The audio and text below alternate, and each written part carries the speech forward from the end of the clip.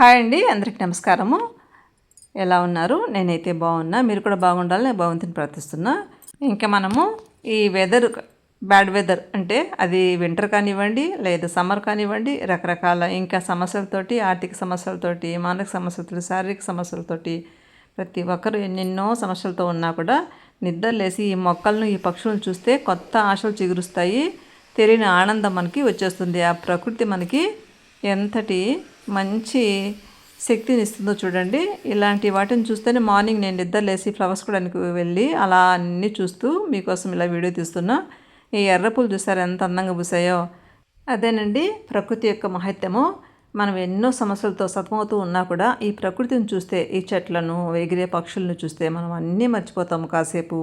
అలాగే మనకి మళ్ళీ కొత్త శక్తి, నూతనోత్సాహం వచ్చి మన సమస్యలను త్వరగా పరిష్కరించుకునేటువంటి ఒక మంచి ఆలోచనలు కూడా మనకు కలుగుతాయి. అలాగే కొత్త ధైర్యము, శక్తి, మానసిక ధైర్యము అన్నీ కలగాలంటే ఇలా చెట్లకి దగ్గరగా ఉండాలి, ప్రకృతికి దగ్గరగా ఉండాలి. అలాగే భగవంతుని కూడా మనము నిత్యము స్మరిస్తూ ఉండాలన్నమాట. అప్పుడే మనకి ఒక పాజిటివ్గా మనము జీవితంలో ముందుకు పోతాము. చూసే కళ్ళు, ఆస్వాదించే మనసు ఉంటే ఈ ప్రకృతి అంతా కూడా ఆనందమయమే.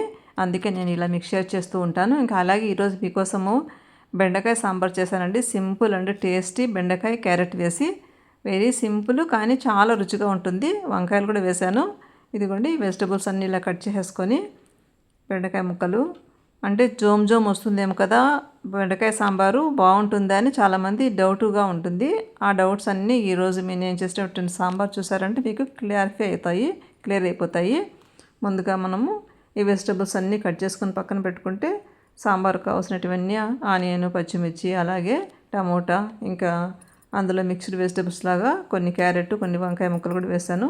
సాంబార్కి ఎన్ని రకాల వెజిటబుల్స్ అయినా యాడ్ చేసుకోవచ్చు. నేనైతే ఈ 3 ఉన్నాయి. ఈ 3 ఇంకా కందిపప్పు ఉడకపెట్టేసుకొని మెత్తగా రుద్దేసి పక్కన పెట్టుకొని ఇంకా పోపు పెట్టుకున్నా.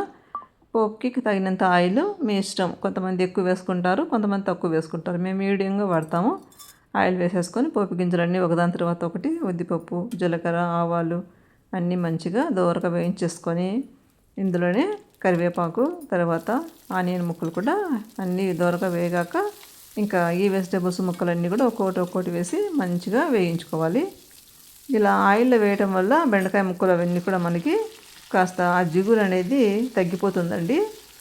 ఇది ఫస్ట్ నేను వంకాయ, క్యారెట్ వేసాను. ఎందుకంటే అవి రెండు కాస్త టైం ఎక్కువ తీసుకుంటాయి కదా మగ్గడానికి. బెండకాయ అంటే ఈజీగా మగ్గిపోతుంది. అలాగే పచ్చిమిర్చి కూడా వేసాను. మనము ఈ వెజిటేబుల్ ముక్కలు ఏవైనా త్వరగా మగ్గిపోవడానికి చిట్కా అంటే సాల్ట్ వేసుకుంటే త్వరగా మగ్గిపోతాయి. కాస్త సాల్ట్, పసుపు వేసేసామంటే త్వరగా మెత్తగా మగ్గిపోతాయి అన్నమాట. ఇంకా బెండకాయ ముక్కలు కూడా వేసి ఇదిగోండి ఇలాగా మొత్తము వెజిటబుల్స్ అన్నిటినీ ఆయిల్లో బాగా అలా కలిపెట్టుకుంటూ ఉంటే మంచిగా వేగిపోతాయి.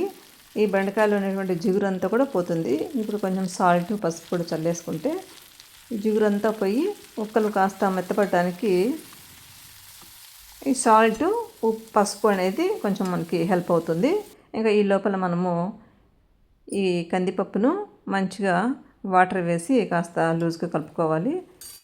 ఈ లోపల ముక్కలన్నీ కూడా ఇదిగోండి కాస్త సాఫ్ట్ అయిపోయాయి. ఇందులో ఈ రుద్దుకున్నటువంటి కందిపప్పు మొత్తము ఇలా వేసేసుకొని మంచిగా ఉడకబెట్టుకోవాలి.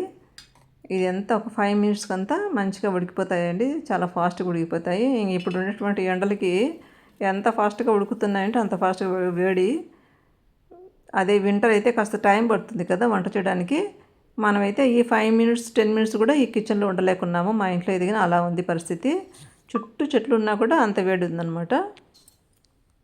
ఇంకా బెండకాయ ముక్కలు చూస్తారు కదా కాస్త మెత్తబడిపోయినాయి. ఇంకా అన్ని ముక్కలు మెత్తబడ్డాక హోమ్ మేడ్ సాంబార్ పొడి నేను చేసింది వేశాను. ఇంకా తగినంత చింతపండు పులుసు వేసేసుకుంటే అంతా ఒక 5 మినిట్స్ లోపలనే ఈ బెండకాయ సాంబార్ టేస్టీగా ఉండేటువంటి తయారైపోతుందండి. చాలా బాగుంటుంది. వేడివేడి సాంబార్ రైస్తో తినేయచ్చు ఈజీగా. లాస్ట్లో కొత్తిమీరతో గార్నిష్ చేసుకొని మనము ఈ సాంబార్కు సైడ్ డిష్గా ఏదో ఒక అప్పలాలు కానీ, వడియాలు కానీ అలా వేసేసుకొని తినవచ్చు. మేము ఈరోజు మజ్జిగ మిరపకాయలు వేశాను, ఉప్పు మిరపకాయలు వేయించాను. ఇంకా ఈ సాంబార్తో కలిపి తిన్నామన్నమాట. ఈ వీడియో నచ్చితే మీరు తప్పకుండా లైక్ చేయండి, షేర్ చేయండి, కమెంట్ బాక్స్లో కమెంట్ చేయండి. ఇదిగోండి టేస్టీ బెండకాయ సాంబారు ఏమాత్రం జోమ్ అనేది మీకు కనిపిస్తుందో చూడండి ఎంత బాగుందో. తప్పకుండా అందరూ ఒకసారి ట్రై చేసుకొని తినండి, తర్వాత కమెంట్ చేయండి. Thank you. Keep watching.